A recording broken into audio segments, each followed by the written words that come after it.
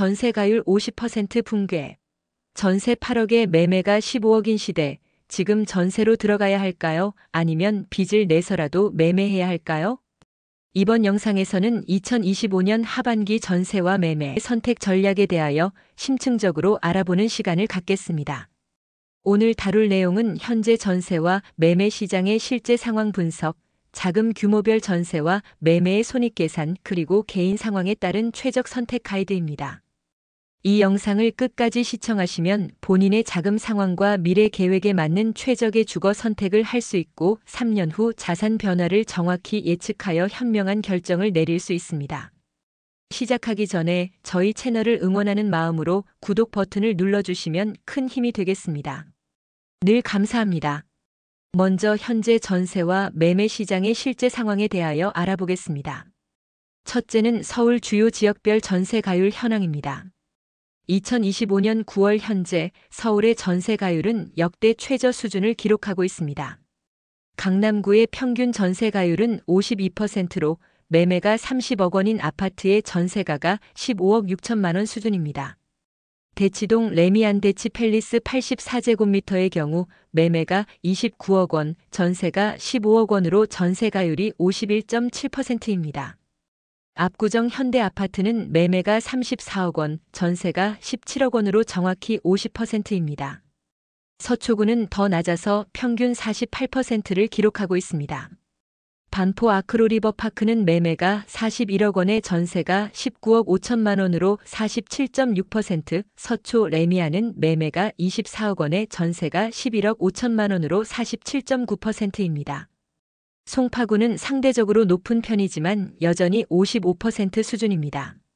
잠실헬스가 매매가 36억 원에 전세가 20억 원으로 55.6%, 헬리오시티가 매매가 23억 원에 전세가 13억 원으로 56.5%입니다.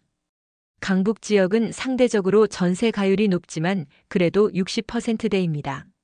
노원구가 평균 65%로 매매가 10억 원에 전세가 6억 5천만 원, 은평구가 68%로 매매가 12억 원에 전세가 8억 2천만 원 수준입니다. 성동구 성수동은 예외적으로 58%로 낮은데 이는 최근 매매가가 급등했기 때문입니다. 둘째는 현재 금리와 대출 규제 상황입니다. 2025년 9월 기준으로 주택담보대출 금리는 3.8%에서 4.5% 수준입니다. 시중은행 기준으로 우대금리를 받으면 3.8%, 일반 금리는 4.2%, 제2금융권은 4.5% 이상입니다. 전세자금 대출 금리는 약간 낮아서 3.5%에서 4.2% 수준입니다. 버팀목 전세대출 같은 정책 상품을 이용하면 2.7%에서 3.5%까지 가능합니다. 대출 규제도 강화되었습니다. 9월 8일부터 규제지역 내 주택담보대출 LTV가 50%에서 40%로 하향 조정되었습니다.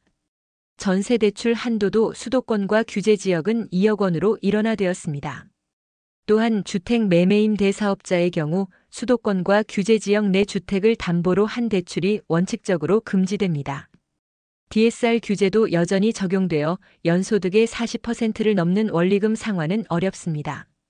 예를 들어 연소득 8천만 원인 가구는 연간 3,200만 원, 월 267만 원 이상의 원리금 상환이 불가능합니다.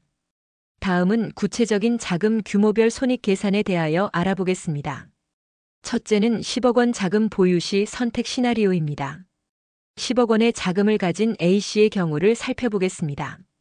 강남 전세를 선택한다면 대치동 중형 아파트에 전세 10억 원으로 들어갈 수 있습니다. 월 주거 비용은 0원이지만 10억 원의 기회 비용을 고려해야 합니다. 연 4% 수익률의 안전자산에 투자했다면 연간 4천만 원, 3년간 1억 2천만 원의 수익을 포기하는 셈입니다. 3년 후 전세금 10억 원을 돌려받아도 자산은 그대로 10억 원입니다.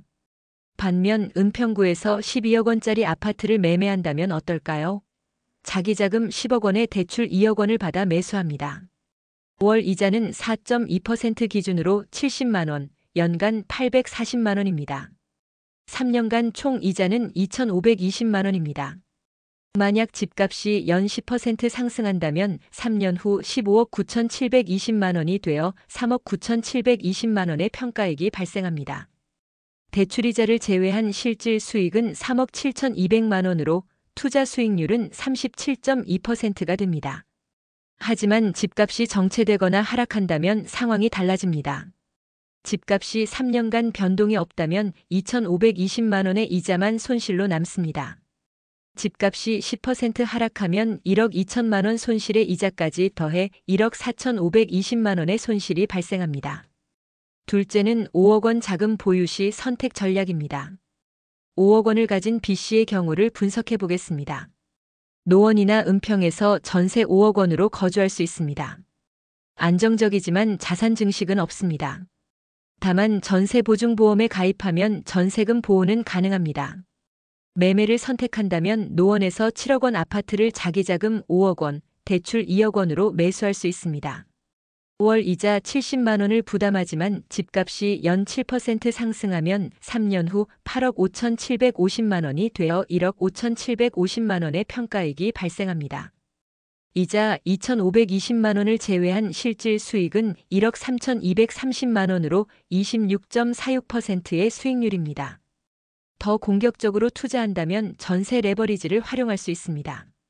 은평에서 매매가 11억 원, 전세가 7억 5천만 원인 아파트를 갭 3억 5천만 원과 자기자금 1억 5천만 원을 더해 매수하는 방법입니다. 하지만 전세가 하락 시 추가 자금이 필요하므로 위험합니다. 셋째는 3억 원 자금 보유 시 현실적 선택입니다. 3억 원을 가진 C씨는 선택의 폭이 좁습니다. 서울 외곽이나 경기도에서 전세로 거주하는 것이 현실적입니다. 김포나 고양에서 전세 3억 원으로 살 수 있습니다. 매매는 사실상 불가능합니다. 5억 원 아파트를 사려면 2억 원의 대출이 필요한데 DSR 규제로 연소득 6천만 원 이상이어야 가능합니다. 또한 취득세와 이사 비용 등 부대 비용만 2천만 원 이상 들어 자금이 부족합니다. 따라서 3억 원 이하 자금 보유자는 전세가 합리적 선택입니다. 다만 전세 사기를 조심하고 전세보증보험에 반드시 가입해야 합니다. 마지막으로 개인 상황에 따른 최적 선택 전략에 대하여 알아보겠습니다. 첫째는 매매가 유리한 경우입니다. 실거주 목적으로 5년 이상 장기 거주할 계획이라면 매매가 유리합니다. 매달 이자를 내더라도 장기적으로 자산 가치 상승을 기대할 수 있고 주거 안정성도 확보됩니다. 특히 자녀 학군을 고려해야 하는 가정이라면 매매가 필수입니다. 전세는 2년마다 재계약 스트레스가 있고 집주인이 계약 연장을 거부하면 이사를 가야 합니다. 자금 여유가 있는 경우도 매매가 좋습니다. 대출 없이 현금으로 매수할 수 있다면 월 이자 부담이 없어 안정적입니다. 또한 1세대 1주택자가 되면 2년 보유 후 최대 12억 원까지 양도세 비과세 혜택을 받을 수 있습니다. 재건축이나 재개발 지역도 매매가 답입니다. 전세로는 재건축 조합원 자격을 얻을 수 없고 개발 이익을 향유할 수 없습니다. 안전진단 통과 전후나 조합 설립 단계에서 매수하면 30% 이상의 수익을 기대할 수 있습니다. 현재 전세 가율이 50% 수준인 점도 매매에 유리합니다. 역사적으로 전세 가율이 낮을 때 매수하면 좋은 성과를 거뒀습니다. 전세 가율이 낮다는 것은 매매가 대비 전세가가 저평가되어 있다는 의미로 향후 전세가 상승이나 매매가 조정을 통해 정상화될 가능성이 높습니다. 둘째는 전세가 유리한 경우입니다. 2년 내 이직이나 이민 계획이 있다면 전세가 합리적입니다. 매매하면 취득세 등 거래 비용이 크고 단기 매도 시 양도세 부담도 큽니다. 전세는 이동이 자유롭고 거래 비용이 적습니다. 자금이 부족한 경우도 전세를 선택해야 합니다. 무리한 대출로 매매하면 금리 상승 시 이자 부담이 커지고 집값 하락 시 깡통주택이 될 위험이 있습니다. 전세로 거주하면서 종잣돈을 모은 후 매매하는 것이 안전합니다. 신축 아파트를 선호하는 경우도 전세가 유리합니다. 신축은 매매가가 비싸지만 전세는 상대적으로 저렴합니다. 깨끗한 환경에서 살면서 자금을 모을 수 있습니다. 직장이 불안정하거나 소득이 불규칙한 경우도 전세가 안전합니다. 매매 후 실직하면 대출 상환이 어려워 경매로 넘어갈 수 있습니다. 전세는 이런 리스크가 없습니다. 셋째는 2025년 하반기 특수 상황 고려 사항입니다. 현재 금리 인하 사이클에 진입했습니다. 미국 연준이 금리를 낮추고 있고 한국은행도 따라갈 가능성이 높습니다. 금리가 낮아지면 대출이자 부담이 줄어 매매 수요가 늘어납니다. 따라서 지금 매수하면 향후 가격 상승을 기대할 수 있습니다. 정부의 공급 확대 정책도 고려해야 합니다. 2030년까지 수도권에 135만 호가 공급됩니다. 하지만 실제 입주는 3, 4년 후부터 시작되므로 단기적으로는 공급 부족이 지속됩니다. 2025년에서 2027년이 공급 공백기로 가격 상승 가능성이 높습니다. 전세 시장의 구조적 변화도 중요합니다.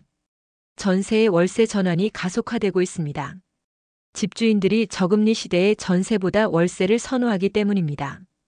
양질의 전세 물건이 줄어들고 있어 전세 수요자들이 매매로 전환하는 추세입니다. 오늘 분석한 내용을 정리하면 2025년 하반기는 역사적으로 낮은 전세가율과 금리 인하 기대감으로 매매가 유리한 시기입니다. 10억 원 이상 자금 보유자는 매매로 3년 내 30% 이상 수익이 가능하고 5억 원 보유자도 적절한 레버리지로 25% 수익을 기대할 수 있습니다. 하지만 개인의 상황이 가장 중요합니다. 장기 거주와 자금 여유가 있다면 매매, 단기 거주와 자금 부족이라면 전세가 합리적입니다. 무리한 대출은 피하고 감당 가능한 수준에서 결정하시기 바랍니다. 영상이 도움이 되셨다면 구독 버튼을 꼭 눌러주시고 소중한 분들에게 다 함께 전세 매매 선택 전략을 공유하여 주십시오. 다음에도 더욱 알차고 유익한 정보로 찾아뵙겠습니다. 시청해주셔서 정말 감사합니다.